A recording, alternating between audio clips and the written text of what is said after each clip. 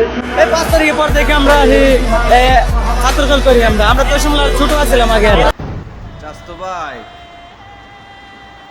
ধন্যবাদ তোমাকে।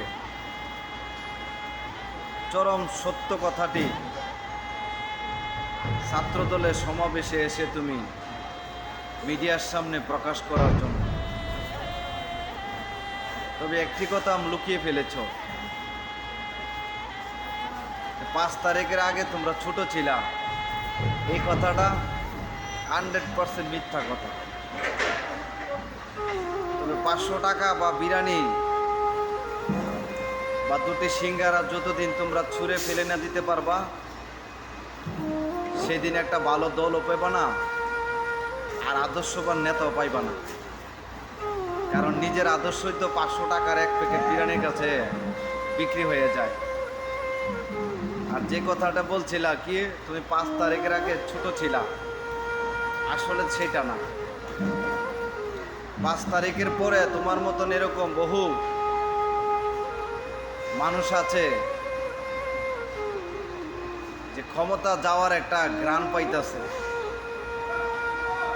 আর সেই গ্রাণে এসে ভালো ভালো দলের পাশে এসে দাঁড়াইতেছে, যেটাকে অতীতে আসলে বলা হতো অনুপ্রবেশকারী অথবা হাইব্রিড।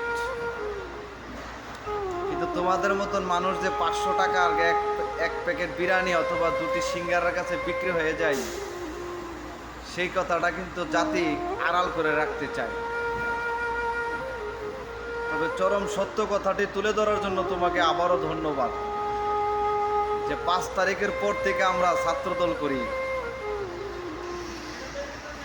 আর এই তোমাদের এই সরলতা নিয়েই যারা ক্ষমতা অপব্যবহারের আশা করে, তারাই তোমাদেরকে 500 আর এক প্যাকেট সিঙ্গারা বা এক প্যাকেট বিরিয়ানি দিয়ে তোমাদেরকে জয় করে ফেলে। তবে আশা করি বাংলাদেশে একটি ফেয়ার নির্বাচন হবে। এই এক প্যাকেট বিরিয়ানি বা 500 টাকা আর একটা পুরি অথবা একটি সিঙ্গারা যতদিন বলতে না পারবা, তোমাদেরকে এভাবে প্রতিটা সমাবেশে বিরিয়ানি আর 500 টাকাই দেখতে পাইবা। এলাকার উন্নয়ন আর দেখতে পাইবা না। এলাকার একজন ভালো নেতা হিসাবে কাউকে ডাক দিতে পারবা না, কারণ তুমি তো ভোটের আগে তোমার ভোট তুমি বিক্রি করে দিয়েছো।